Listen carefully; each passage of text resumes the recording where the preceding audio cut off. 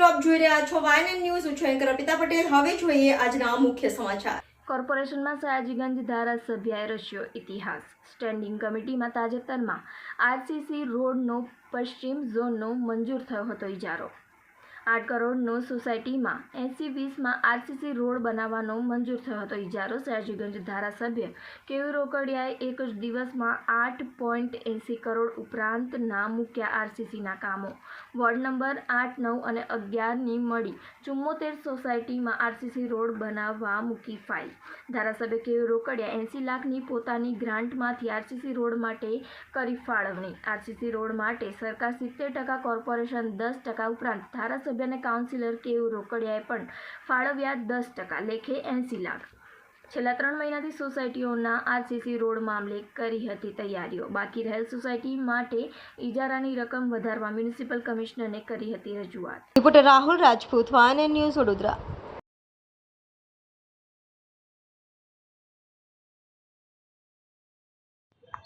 પશ્ચિમ વિસ્તારમાં જે આરસીસી રોડના કામનો જે અત્યારે નવો મંજૂર થયો ઇજારો, શું કહેશો? કેટલાનો ઇજારો હતો અને કેટલાના કામો આપે મૂક્યા છે?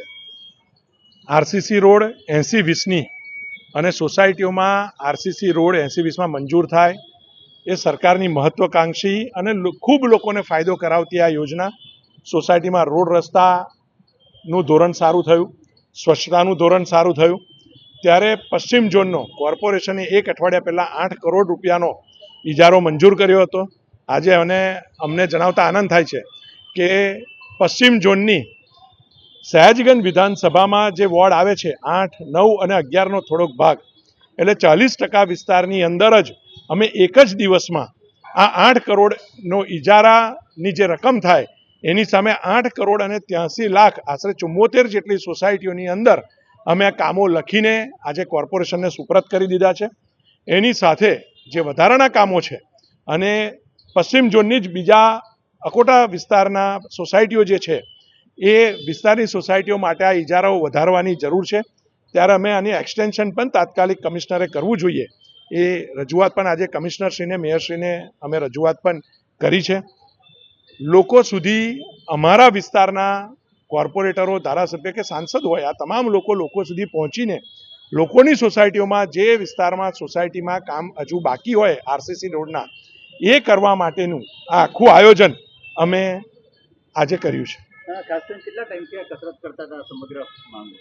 આ છેલ્લા 2 થી 3 મહિનાથી 3-4 મહિનાથી વિવિધ સોસાયટીઓમાંથી લોકોની રજૂઆત અમારી ઓફિસ સુધી આવે છે, કોર્પોરેટરના માધ્યમથી મારી ઓફિસ સુધી આવે છે અને આખી પ્રક્રિયા પૂરી કરીને આજે અઠવાડિયા પહેલાં થયેલો ઇજારો એ અમે માત્ર 1 દિવસની અંદર તમામ કામો આજે લખ્યા છે. કોર્પોરેશનના ઇતિહાસમાં કદાચ પ્રથમ વખત આવું થયું છે, શું કહેશો? બિલકુલ, કોર્પોરેશન લોકોની સુવિધા માટે બનેલી સંસ્થા છે. લોકોની વચ્ચે અમારા કાર્યકર્તાઓ, અમારા કોર્પોરેટરો, અમારા ચૂંટાયેલા પ્રતિનિધિઓ તમામ લોકોની વચ્ચે રહેવાથી, લોકોના સંપર્કમાં રહેવાથી આજે એક સાથે આટલી બધી સોસાયટીઓ 2 થી 3 મહિનામાં અમારા સુધી પહોંચી અને એના માધ્યમથી આજે અમે આ ઇજારો કર્યો છે. શું કહેશો અન્ય સોસાયટીઓ માટે જે બાકી એમની રજૂઆતો આવતી હશે, કેટલા ટાઈમની અંદર એ પ્રોસેસ? આ સોસાયટીઓની જે મંજૂરી આ ઇજારાના આધાર પર એસ્ટિમેટ બનતા હોય છે, રાજ્ય સરકાર એને મંજૂરી આપતી હોય છે. આ તો માત્ર 40% એરિયા છે પશ્ચિમ ઝોનનો. હજુ 60% અકોટા વિધાનસભાનો એરિયા બાકી છે. એની પણ સોસાયટીઓના 80-20ના કામ આવવાના છે. અમારા પણ પશ્ચિમ ઝોનમાં જે આ કામો આવ્યા છે એના સિવાય હજુ 5-7 સોસાયટીઓના એસ્ટિમેટ બનવાના બાકી છે. આ તમામ કામો ઝડપથી થાય એના માટે આ ઇજારાનું એક્સટેન્શન જરૂરી છે.